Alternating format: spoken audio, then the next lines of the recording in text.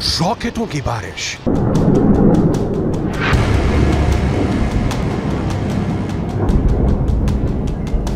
मिसाइलों की विध्वंसक मार,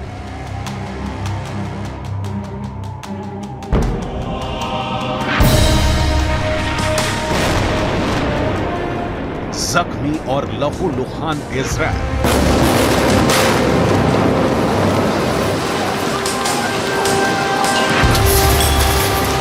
कहां है अमेरिका? क्या इजराइल को बचाने के लिए मैदान में उतरेगा अमेरिका? क्या वर्तमान हालात से लड़ने के लिए इजराइल को हथियारों की सप्लाई भी करने वाला है अमेरिका? अमेरिका के राष्ट्रपति जो बाइडेन का इजराइल को लेकर दिया गया सबसे ताजा बयान देखिए। आगे बताएंगे कि दोस्त इजराइल की रक्षा के लिए अमेरिका ने कौन सा सीक्रेट प्लान तैयार किया है। आतंकवादी हमलों के मद्देनजर इजराइल को अपनी और अपने लोगों की रक्षा करने का अधिकार है। यह इजराइल के किसी भी शत्रु के लिए इन हमलों का फायदा उठाने का वक्त नहीं है।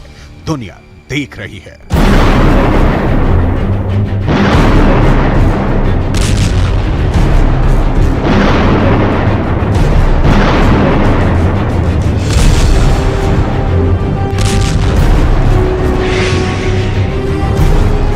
इससे पहले जो बाइडेन के राष्ट्रीय सुरक्षा सलाहकार जैक सुलिवन, विदेश मंत्री एंटनी ब्लिंकन और रक्षा मंत्री लॉयड ऑस्टिन समेत अपने राष्ट्रीय सुरक्षा दल के साथ कई बैठकें की।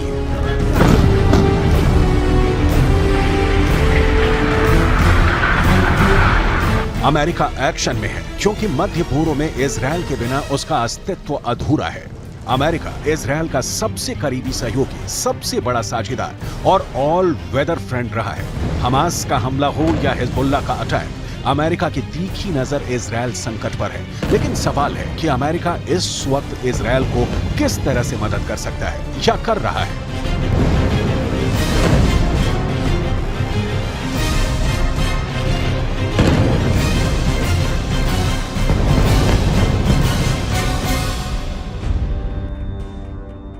मिस्र, तुर्की, कतर, सऊदी अरब, जॉर्डन, ओमान, संयुक्त अरब अमीरात। अमेरिका इन देशों से संपर्क में है, लेकिन इन देशों ने तो हमास के हमले का समर्थन किया है। ये देश एक सुर में इजराइल की निंदा कर रहे हैं। इजराइल से इन देशों का अलग अलग समय पर अलग अलग मुद्दों को लेकर तनाव रहा है। ये सारे देश इजराइल से बदला लेने की फिराक में रहते हैं और हमास के हमले के बाद इन देशों को इजराइल से बदला लेने का मौका मिल गया है। लिहाजा अमेरिका इन देशों के संपर्क में रहकर बहुत बड़ा कुछ कर पाएगा, इसकी उम्मीद नहीं ही करनी चाहिए। ऐसे में सवाल है कि अमेरिका इजराइल को किस तरह से मदद पहुंचा रहा है। इसकी डिटेल आपको दिखाएंगे, लेकिन उसके पहले वो देखिए जिसे लेकर कहा जा रहा है कि इस युद्ध के लिए जो बाइडेन ही जिम्मेदार है। कहा जा रहा है कि जो बाइडेन ने कैदियों की अदला बदली के साथ ही ईरान के लिए जो $6 अरब का फंड दिया, उसी ने इजराइल पर हमास के हमले का रास्ता खोल दिया। ईरान हमास और हिजबुल्लाह का समर्थन, पैसा, ट्रेनिंग और शरण देकर करता है। ईरान के बिना इजराइल पर हमले की हिम्मत और कुव्वत हमास में कतई नहीं है। लिहाजा अमेरिका में सवाल पूछा जा रहा है। फ्लोरिडा के गवर्नर रॉन डेसेंटिस को सुनिए। ईरान ने इजराइल के खिलाफ इस युद्ध में फंडिंग में मदद की है और जो बाइडेन की नीतियों ने ईरान के खजाने को भर दिया है।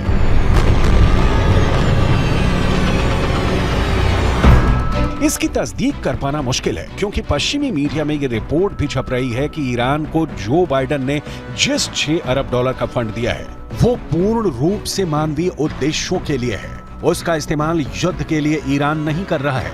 लेकिन इतना तो तय है कि ईरान इजराइल को बहुत सोची समझी रणनीति के तहत तबाह करने पर तुला है। आपको आगे दिखाएंगे। अमेरिका के राष्ट्रपति जो बाइडेन ने इजराइल के प्रधानमंत्री बेंजामिन नेतन्याहू को फोन पर क्या कहा।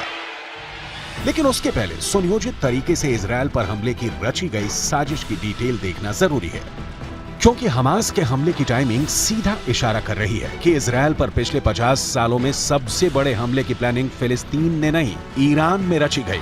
ईरान ने बहुत चालाकी से हमास का मुखौटा पहना और इजरायल के सुरक्षा सिस्टम को चकनाचूर करते हुए देश में घुस गया। मिडिल ईस्ट पिछले कुछ महीनों में शांति की ओर लौट रहा था।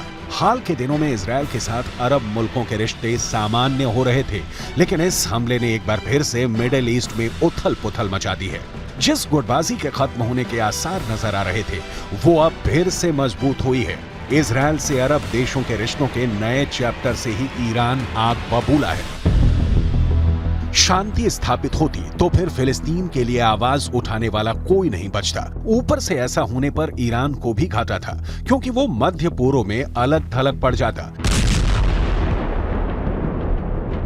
यही वजह है कि हमास के हमले के बाद उसके समर्थन में आवाज उठाने वाले पहले मुल्कों में ईरान शामिल रहा है। रॉयटर्स की रिपोर्ट के मुताबिक अमेरिका, सऊदी अरब और इजरायल के बीच रिश्ते सामान्य करवाने में जुटा है। इसके बदले में सऊदी अरब को अमेरिका के साथ एक रक्षा समझौता करने का मौका मिलता। ऐसा होने पर सऊदी अरब और ईरान के बीच सुलह के दरवाजे भी बंद हो जाते, क्योंकि तेहरान वॉशिंगटन के खिलाफ रहा है। अगस्त में ही सऊदी अरब के क्राउन प्रिंस मोहम्मद बिन सलमान ने ईरानी विदेश मंत्री से मुलाकात की थी। सऊदी अरब अगर इजरायल के करीब जाता है तो इससे ईरान संग उसके सुधर रहे रिश्ते पटरी से उतर जाते। साथ ही साथ फिलिस्तीन का मुद्दा भी ठंडे बस्ते में चला जाता।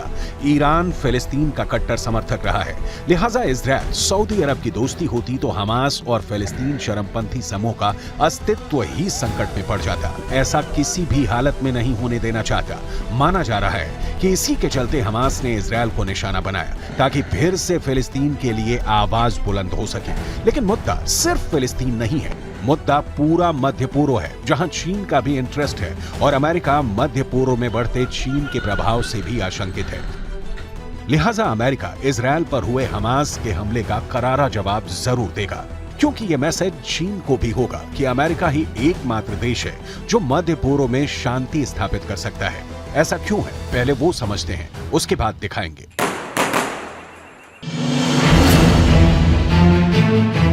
अमेरिका से इजरायल को भेजी गई मदद की सबसे बड़ी खेप की डिटेल क्या है? चीन ने इस साल मिडिल ईस्ट में अपनी कूटनीति को आगे बढ़ाया है। सऊदी अरब और ईरान के बीच मध्यस्थता की और दोनों देशों के बीच रिश्तों की नई शुरुआत कराई। चीन ने ऐसा मध्य पूर्व में अपने प्रभाव को बढ़ाने के लिए किया, लेकिन इसका साइड इफेक्ट अच्छा हुआ। सऊदी अरब ईरान की दुश्मनी के चलते एक नहीं, इराक, सीरिया, लेबनान, यमन और बहरीन सहित क्षेत्र के कई देशों की अस्थिरता कम हुई।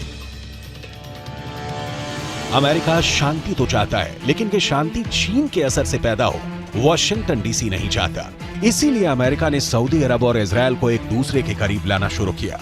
बात बहुत तेजी से आगे बढ़ रही थी, लेकिन इस शांति बहाली को ईरान की नजर लग गई। नतीजा सामने है। इजरायल से फिलिस्तीन पर हुए सबसे ताजा हमले की तस्वीर देखिए। आगे दिखाएंगे कि पेंटागन में हमास के ऑल आउट के प्लान पर क्या विचार चल रहा है। अमेरिका इजरायल के साथ खड़ा है, मदद कर रहा है, तो ये इजरायल को मजबूत करने से ज्यादा अमेरिका के लिए फायदे का सौदा है। मध्य पूर्व में खेले गए खूनी खेल के बारे में इसलिए कहा जा रहा है क्योंकि इसमें 3 देशों की हिस्सेदारी है। पहला, रूस, जिसकी हमास से निकटता की खबरें पश्चिमी मीडिया में खूब छपती हैं, और दूसरा ईरान का मामला तो खुला खेल फर्रुखाबादी वाला है। ईरान हमास को खुला प्रशिक्षण और राजनीतिक समर्थन देता है, जिसकी डिटेल आप देख चुके हैं। अब ईरान के राष्ट्रपति इब्राहिम रईसी ने फोन पर हमास के नेता से बात की है।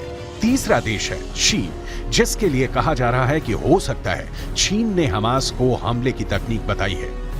अमेरिका के कट्टर दुश्मन इन 3 देशों को एक साथ सबक सिखाने का जो बाइडेन के पास अच्छा मौका है।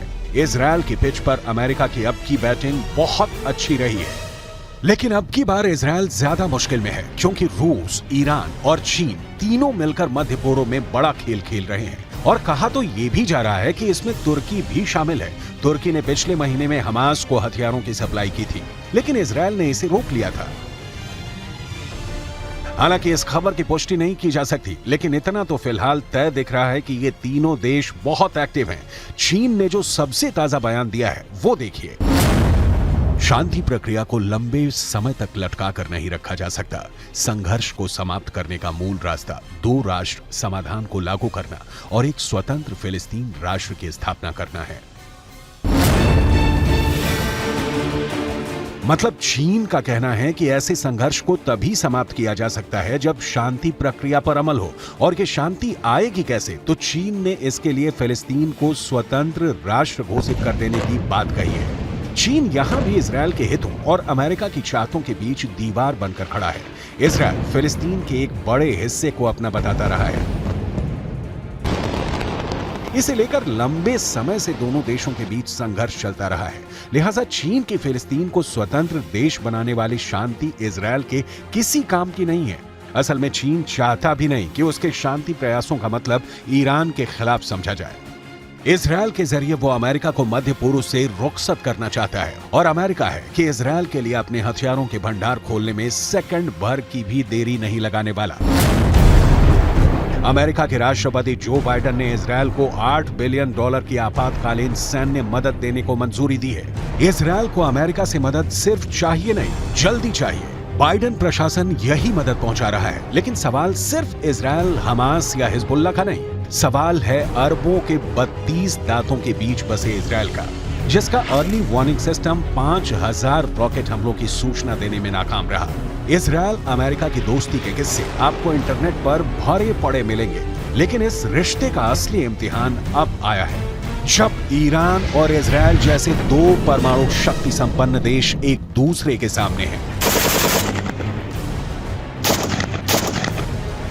अमेरिका का अगला कदम क्या होगा? हमास और इजरायल का युद्ध में आगे क्या होगा? और बेंयामिन नेतन्याहू इस सोची समझी साजिश के तहत किए गए हमलों का कितना मुंहतोड़ जवाब देते हैं, देखना दिलचस्प होगा। और इस बीच इससे भी दिलचस्प होगा कि अमेरिका इजरायल का कितना और कहां तक साथ देता है।